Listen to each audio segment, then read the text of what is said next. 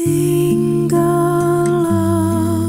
bersama aku di dalam doa, di dalam doa. Shalom, selamat malam saudara-saudara yang dikasihi Tuhan Yesus Kristus.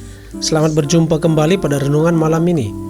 Doa dan harapan kami, saudara semua ada dalam keadaan yang baik, sehat, penuh sukacita dan berlimpah berkat Tuhan setelah melakukan berbagai aktivitas pada hari ini. Sebelum kita mendengarkan renungan firman Tuhan, mari kita berdoa. Bapa, dalam nama Tuhan Yesus Kristus, Bapa yang sangat baik, kami bersyukur oleh karena pertolongan Tuhan, kami mampu melewati hari ini. Kami sehat dan mampu menyelesaikan berbagai aktivitas dan tanggung jawab kami. Semua berkat kemurahan Tuhan. Kami percaya Tuhan punya rencana yang baik bagi kami. Setelah menjalani berbagai aktivitas hari ini, saat ini kami mau mendengarkan renungan firman-Mu. Urapi setiap kami ya Tuhan, agar kami mengerti dan taat melakukan kehendak-Mu. Dalam nama Tuhan Yesus kami berdoa. Amin. Saudara yang terkasih, renungan kita pada malam ini berjudul Mengurai yang Membelit Hidup Kita, bagian pertama. Pada renungan yang lalu, masih ingatkah saudara? Dikatakan bahwa bila kita bersalah, kita harus bersedia mengakuinya.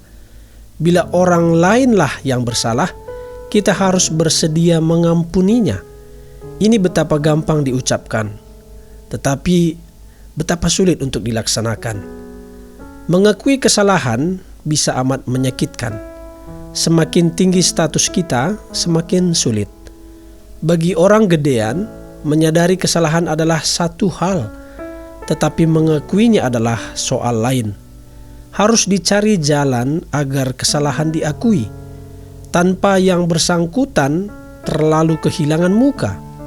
Namun, tidak bisa tidak, mengakui dosa berlaku bagi semua orang dan setiap orang, siapapun dia dan apapun kedudukannya. 1 Yohanes 1 ayat 8-10. Kalau mengaku dosa amat sulit, mengampuni kesalahan sering sama sulitnya, atau bahkan lebih. Saya tidak bisa mengampuni dia. Luka hati saya sudah terlalu dalam. Toh saya tetap harus berkata kepada saudara, ampunilah dia. Betapapun dalam luka kita, betapapun besar kesalahannya, mengapa harus? Karena hanya dengan begitu, Allah akan mau mengampuni kesalahan saudara. Menolak mengampuni berarti menolak satu-satunya jembatan yang bisa menghubungkan saudara dengan waduk atau reservoir pengampunan dari Allah. Dengan tidak memandang enteng kesulitan dan kesakitan saudara, sama sekali tidak. Tetapi soalnya adalah bila saudara tidak mau mengaku, maka dosa itu akan terus membelit hidup saudara. Dosa itu akan terus mengejar dan menghantui saudara. Saudara akan dibuatnya tidak sejahtera sampai saudara bisa melepaskannya, yaitu dengan mengakuinya. Bila saudara tidak mengampuni, maka siksaan akibat rasa geram, benci, dan dendam juga begitu. Membelit dan menekan. Belitan itu hanya bisa terlepas ketika saudara bersedia mengampuni. Ayo, mari kita lepaskan belitan itu. Demikianlah saudara renungan kita malam ini. Untuk itu mari kita berdoa. Bapa, dalam nama Tuhan Yesus Kristus, kami mengucap syukur atas firman-Mu yang sudah kami dengar pada malam ini. Kami belajar dari firman-Mu pada malam ini agar kami mau mengaku dosa dan mau mengampuni kesalahan orang lain kepada kami, agar Tuhan juga mengampuni kami seperti yang Tuhan ajarkan di dalam doa Bapa kami. Ya Bapa, lindungilah kami Tuhan di sepanjang malam hari ini di dalam istirahat kami. Berkati kami dalam tidur kami. Jauhkan dari segala bentuk kuasa kegelapan dan kuasa setan iblis yang hendak mengganggu kami. Berikanlah ketenangan dalam tidur kami, hati yang penuh damai untuk beristirahat dalam perlindungan Tuhan. Kami berdoa mohon lawatan Tuhan atas setiap kami yang sedang dalam pergumulan masalah, yang susah atau berduka, kiranya mendapatkan penghiburan dari Tuhan. Yang sakit penyakit Tuhan jamah dan Tuhan sembuhkan. Yang lemah mendapatkan kekuatan baru. Yang terikat terbelenggu dosa, kuasa kegelapan mengalami kelepasan dan kemenangan dalam nama Tuhan Yesus. Dan yang sedang dalam masalah persoalan mendapatkan jalan keluar yang ajaib.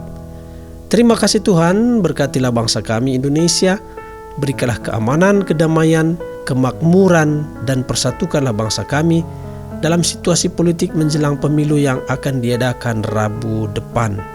Berikanlah kami hikmat Tuhan agar kami memilih wakil rakyat dan presiden yang benar-benar takut akan Tuhan dan mampu membawa Indonesia menjadi bangsa yang maju. Kami juga berdoa buat presiden, wakil presiden dan seluruh pemerintahan kami yang bekerja saat ini. Kiranya Tuhan tuntun dan berkati agar tetap melakukan pelayanan yang baik bagi rakyat Indonesia, tetap berintegritas, jauh dari dosa korupsi waktu, juga jauh dari dosa korupsi uang. Tegurlah mereka Tuhan di saat mereka jauh dari kebenaran Tuhan, agar Indonesia semakin maju. Kami juga berdoa buat negara-negara di bumi ini agar diberi kemakmuran, kedamaian, dan hindarkanlah dari peperangan.